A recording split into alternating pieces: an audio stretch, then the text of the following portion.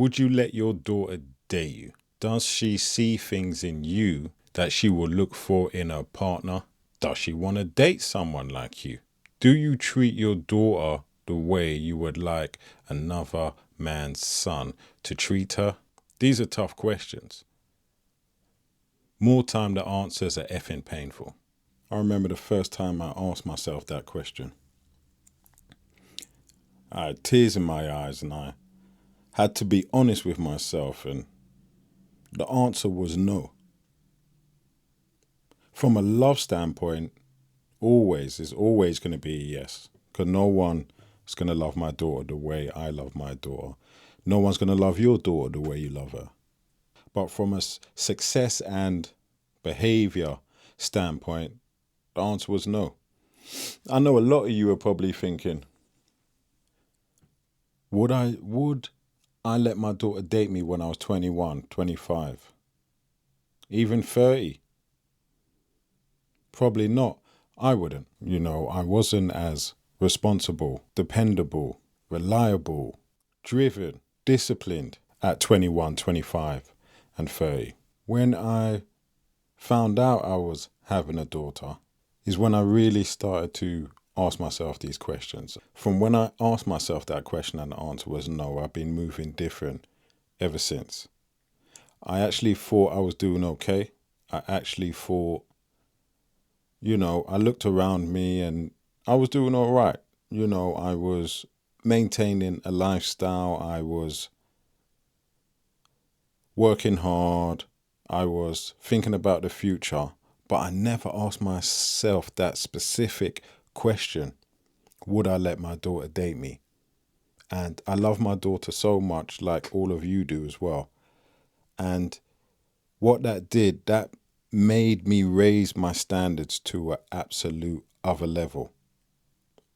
Knowing that I want to remain my daughter's hero, I want to demand the best for my daughter, which is one thing, because before I asked myself that question, I demanded the best for my daughter, but I didn't look at what I was contributing to that process. I just assumed, I would just police her dating life, her relationships, and, try my best to make sure she chose the right man. Then I thought to myself, would it not be better to teach her how to choose the right man? Yes, it would. How do I teach her to choose the right man? Become him. The best way is to become him. So when she sees you in action and sees you building and sees you being great, she will assume men are like this. And when she sees a man like that, she will gravitate to him because she wants a man like her father. This put immense pressure on myself. I relish the pressure and it keeps me in check. It makes sure that I edit my behavior every single day, how I approach things, to maintain my organization, to maintain my discipline, to maintain my drive, my why, the reason to be pushing forward, to make sure I keep masculine frame, to make sure that I'm decisive, to make sure that I'm assertive, to make sure I treat her in the ways of how I will demand her boyfriend treats her. So if she chooses a man like me on his purpose, becoming the best version of himself, and they have children, my grandchildren will start with a good foundation. So you can see how your behavior and how you move compounds, how it affects every single thing around you. When you are the father, you are the epicenter. It ripples outwards and affects everybody, which is why your masculinity and your manhood is so important. It's bigger than you. This is a task. It's a job. It's a responsibility given to you by the Most High, which is why you must take it so seriously. It is bigger than you. It all trickles down. And by default, by you being a man of respect, a man of honor, a man of valor, You can then mentor her husband, and you can guide him, making sure he guides your daughter correctly. In turn, making sure that he guides your grandchildren and your legacy. Because once she gets married, she is going to lose your last name anyway, out of respect. Double barrel names and all stuff like that, that's another video. But you want to impart the wisdom onto both of them so they can continue to thrive and continue to build a strong legacy to maintain your family and your family tree. I know I've gone really, really deep in from where we started and where we are, but these are the questions I had to ask myself. And so the days that I want to quit, the days that I'm tired, the days I'm unmotivated, the days I want to slack off, I remind myself about those things. And it's also on the flip side as well, if you have sons, you can see it in the same way, but that'll be another video. We're concentrating on daughters right now. And for you to pick up what I'm putting down, you don't even need to have a daughter. One day you will.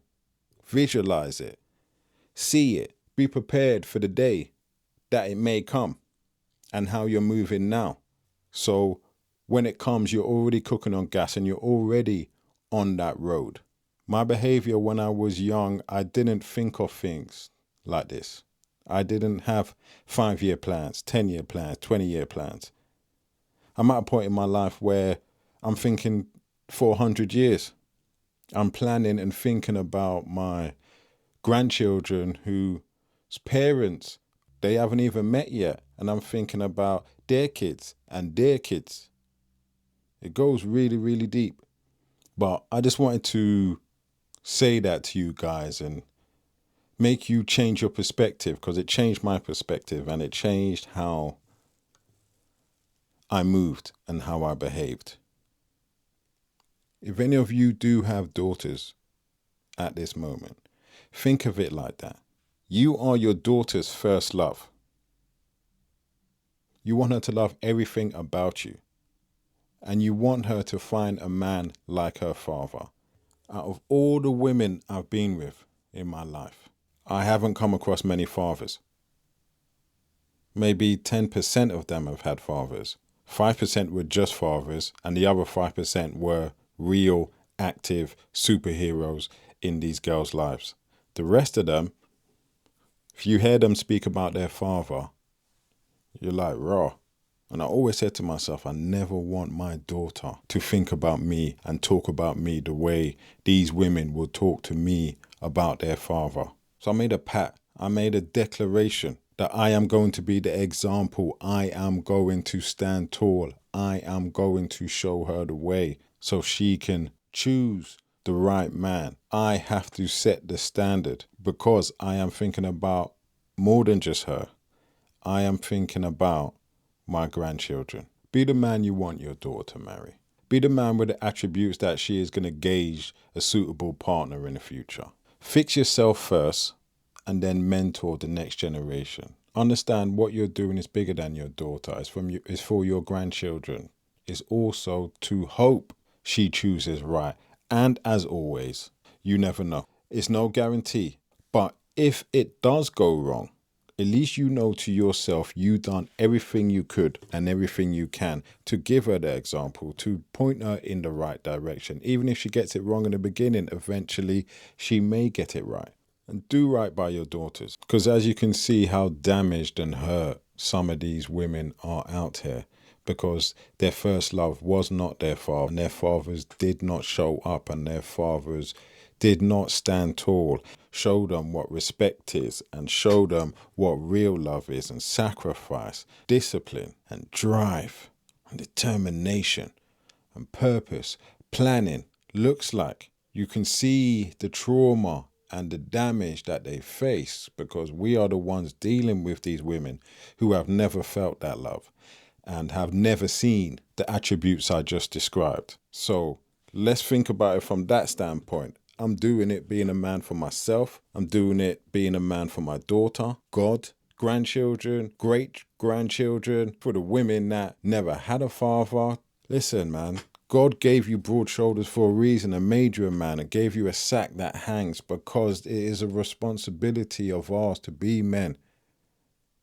It is a responsibility for us to grow and become and put on our kingly robes and strut in the light of the Most High with those rules, codes, protocols of a man, because it's a dying art. With every fiber of our being, we have to wake up in the morning and decide to be men. You know, that's enough talking at you today, guys. Listen, good luck. I'll catch you on the next one. Later.